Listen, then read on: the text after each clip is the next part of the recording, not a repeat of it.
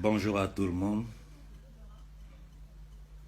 Je pense que j'ai la télévision derrière moi exprès parce que je suis en train de regarder France 24. Ce matin, à peine je me suis levé, le temps de prendre un café, j'allume la télé, je vois toute la propagande, tous les nègres des salons qui sont en train de défiler un sou depuis l'autre là, en train de divaguer, dire des bêtises aux Africains. Moi, je vous avais averti. Et je ne suis pas le seul. Tous ceux qui savent ce qui est en train de se préparer contre l'Afrique vous ont averti. Ou nous nous levons, ou bien ils vont instaurer un nouveau système de colonisation, toujours à travers la monnaie, pour nous maintenir dans la pauvreté, dans la misère et dans l'humiliation. Hier tard dans la nuit, j'ai regardé l'intervention de Kémy au Burkina, et je lui dis chapeau. Il ne faut plus avoir peur d'utiliser les mots. Il faut dire les choses comme elles sont. Même si je ne suis pas d'accord avec certains de ces passages, où il a lancé des petites flèches comme ça, mais ça, je pense que ça ne vaut pas la peine. Ça ne vaut pas la peine que nous lançons des petites flèches, nous nous mettons des bâtons dans les roues, pendant que notre continent est en danger. La scénographie que Alassane Ouattara et Macron ont fait hier en Côte d'Ivoire, mais ils nous prennent pour des animaux. Mais donnez-moi, hier j'ai passé la soirée à discuter avec certains amis par téléphone. J'ai dit, mais donnez-moi une seule explication pour que la France soit la garantie d'une monnaie de l'Afrique de l'Ouest. Donnez-moi une seule explication. Moi, si quelqu'un me donne une explication, peut-être je vais comprendre. Où nous sommes des États indépendants, capables de décider d'une politique monétaire souveraine, un panier de monnaie attaché à diverses devises du monde qui nous permettra de commercer avec qui on veut, quand et comme on veut. Non, on doit avoir une parité fixe avec l'euro dévalué, sous la garantie de la France, alors que l'euro n'est pas une propriété de la France. Il faut que vous compreniez ça. L'euro n'est pas une propriété de la France. L'euro, c'est une monnaie privée de laquelle tous les peuples occidentaux sont en train d'essayer de fuir, de sortir de là. L'euro n'est pas une monnaie de la France et c'est la France qui va venir garantir la stabilité de la monnaie africaine à travers l'euro. Mais qu'est-ce qu'ils ont changé? Non, les comptes d'opération sont supprimés. Les comptes d'opération sont supprimés. Et il n'y aura plus de gouverneurs français dans les banques centrales. Et puis la France continue de garantir notre monnaie. Si on a un peu de logique là, vu que l'euro n'est pas propriété de la France, que c'est propriété des pays de la communauté monétaire européenne, c'est la Banque centrale d'Europe qui devait garantir cette monnaie. Ce sur quoi on n'est même pas d'accord. On n'a besoin d'aucune garantie. Mais c'est la France encore qui est là. Macron qui ramasse l'oligarchie criminelle française pour aller en Afrique, fait signer des contrats. Dans tous les cas, les gens qui sont derrière Ouattara, sachez que j'ai un chapitre entier dans la dénonce pour crime contre l'État français à la Cour pénale internationale. Il y a un chapitre spécial sur Ouattara. Et comme je vous l'ai dit, je l'ai envoyé à tous les gouvernants du monde.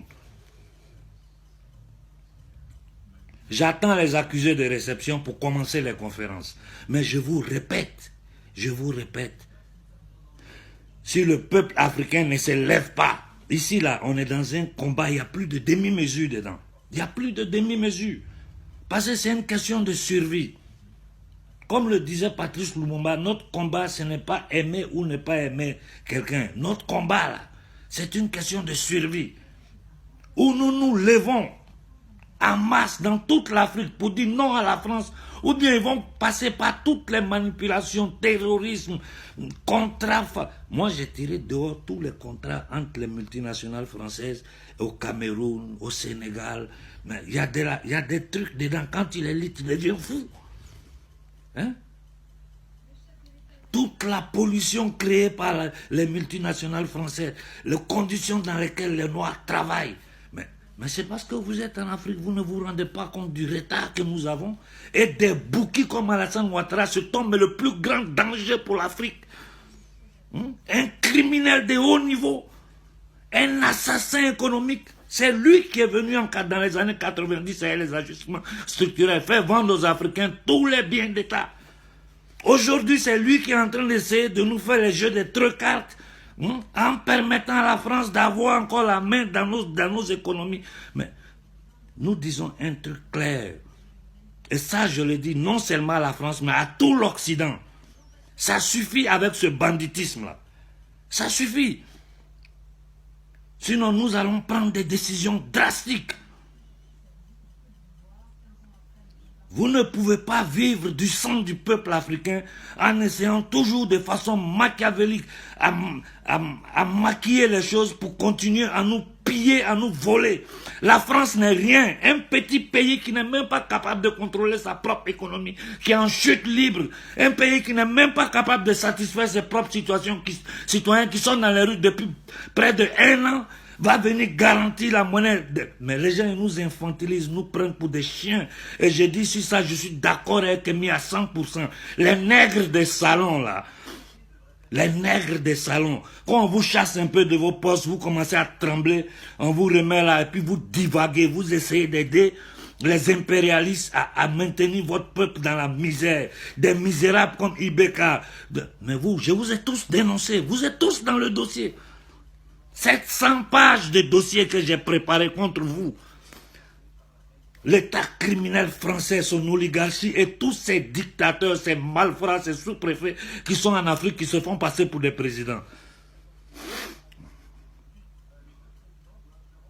En tout cas, moi je vous dis une chose, je le répète, quiconque parle en privé avec moi, j'ai toujours dit, il faut que les populations africaines se lèvent pour prendre en masse, pacifiquement, toutes les ambassades de France en Afrique et dans le monde.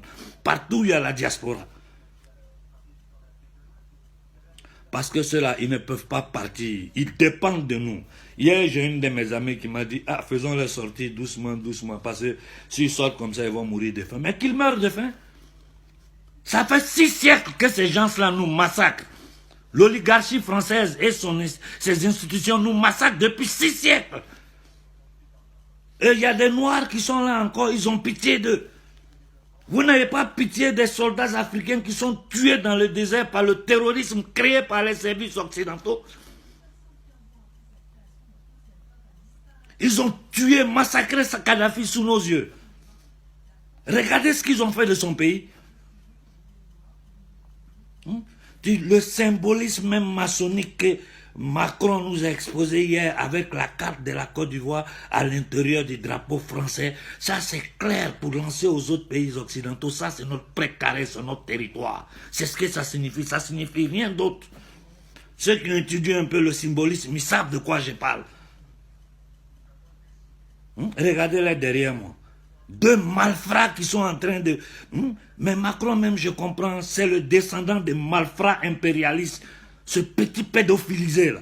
Mais un vieux con comme Ouattara, un criminel, un assassin économique, un vaurien qui a créé la rébellion et l'a envoyé la mort en Côte d'Ivoire. Aujourd'hui, il est en train d'imposer aux peuples africains une nouvelle forme de CFA parce que la France a honte.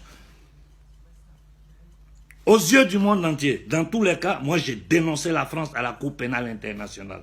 Et j'irai parler partout dans le monde où on me permettra de parler. J'ai demandé de prendre la parole dans une section extraordinaire des Nations Unies pour relater tous les faits que j'ai envoyés à la Cour pénale internationale. J'ai demandé au Conseil de sécurité des Nations Unies la suspension immédiate de la France jusqu'à ce que la Cour pénale me réponde. Parce qu'un pays criminel comme ça ne peut pas avoir un siège permanent au Conseil de sécurité des Nations Unies. Merde! Il faut que nous nous levons pour prendre ces ambassades-là. Kémy a été gentil, il dit les institutions. Moi, je dis non, les ambassades, il faut tout prendre. Les frères, mettons de côté nos petits problèmes qui entre nous. Sinon, ils vont nous exterminer. Je vous dis ça. Voilà, bon dimanche à tout le monde.